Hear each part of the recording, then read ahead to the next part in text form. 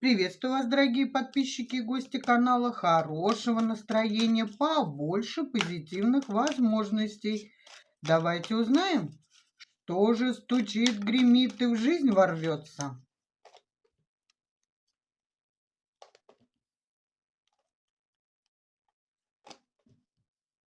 Появится прекраснейшая, мощная возможность избавиться от проблемы, которая вас тяготила.